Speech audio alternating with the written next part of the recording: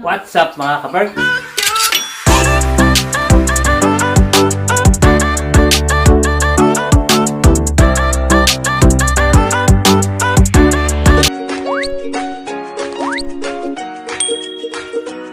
Yan, good morning, good afternoon, good evening sa mga kayo sa sulok ng mundo mga kabarks. I hope magandang araw nyo today habang nanonood ng vlog natin. Yan. Good vibes lang dito sa channel natin mga kabarks. For today's video mga kabarks, magluluto si Jen ng donut. Donut. Yeah. Kasi si Sam, halos araw-araw yung nagpapagawa ng donut, nagpapabili ng donut. So ngayon, magluluto na naman tayo ng donut. Alam niyo yung donut na binebenta sa Pilipinas? Yung parang bicho-bicho, ganon. Yeah.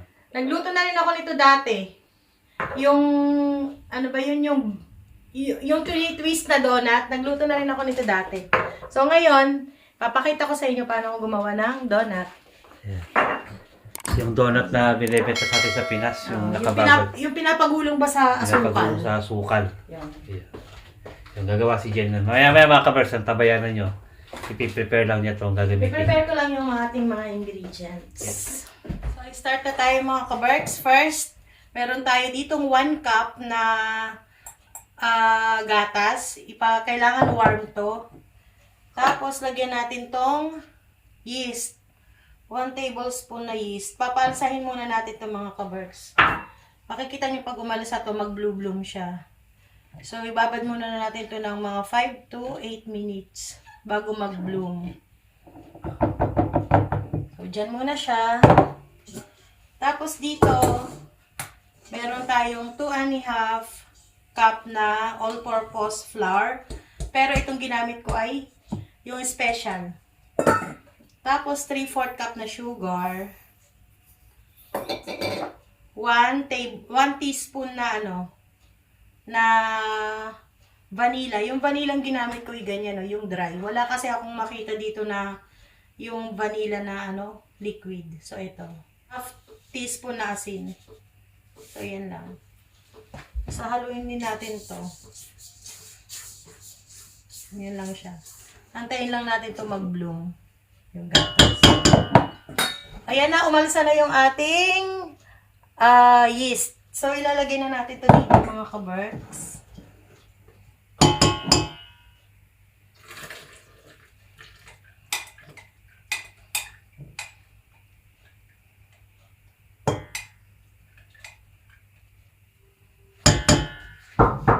Tsaka lagyan natin ng isang egg.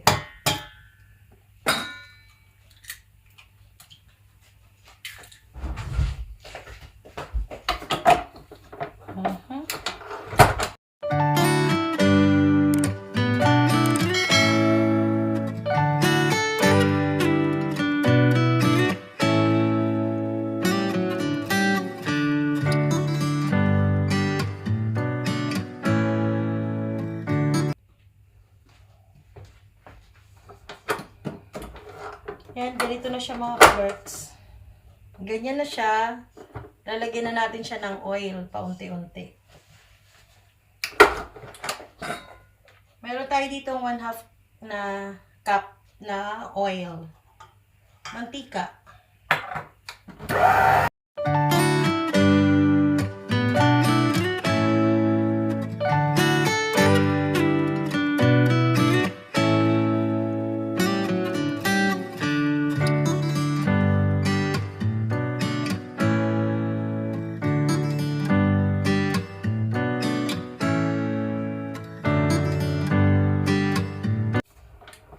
Ayan na siya. Pino na yung ating dough. Papalsahin natin to ng mga 1 hour. At least 1 hour. Yung para umalsa lang talaga yung pinakaano niya, dough niya mga kaberks. So, update ko kayo later.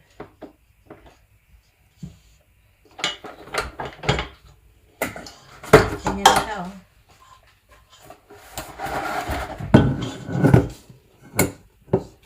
Transfer natin to sa isang bowl na may mantika.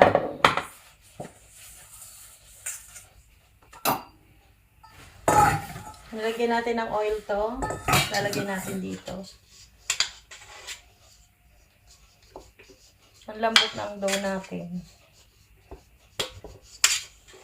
Pag wala kayong ganito, walang mixer, pwedeng mano-mano. Tsaga-tsaga lang.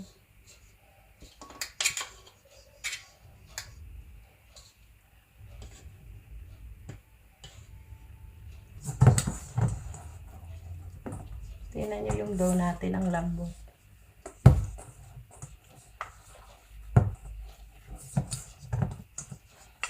Tapos, tabalutan natin to ng cling wrap. Paansahin natin yung dough.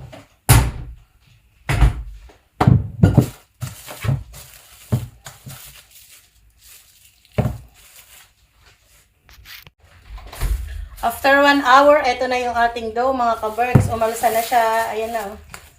Tingnan nyo. Nag-double na siya. So, mamasahin na natin to. Ayan.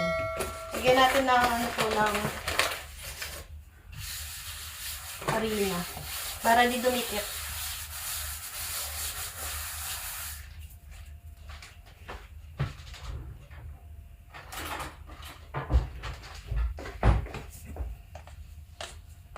Anuhin natin ng scraper kasi dumikit siya. Ayan.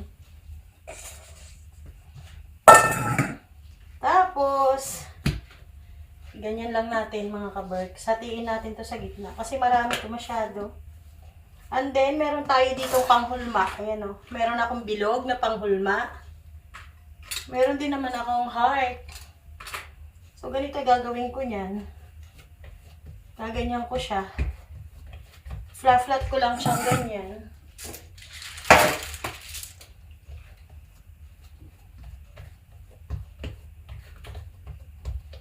Pabilog. Aalsa pa to eh. I-rest pa natin to ng at least 30 minutes.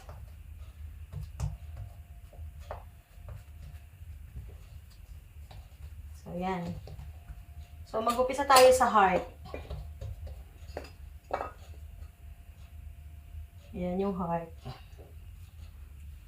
Yan o. Tignan nyo. Tapos lagyan natin ng butas sa gitna. Itong kinat na to, malilita donut naman to. So, yan. Ganyan.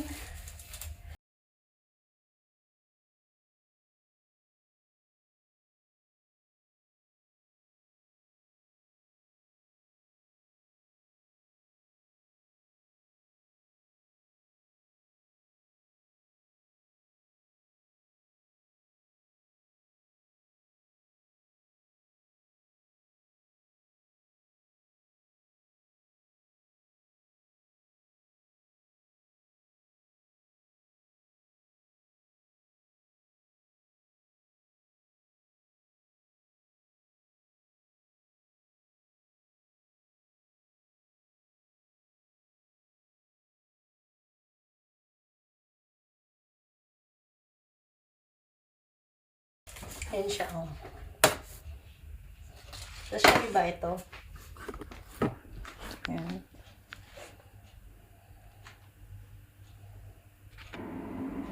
Medyo umalasa na siya mga ka-Berks. Ayan, medyo lumaki na siya.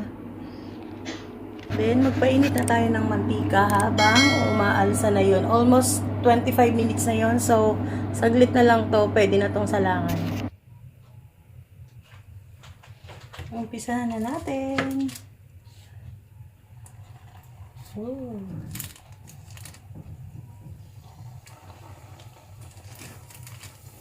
Lahin natin yung mga heart.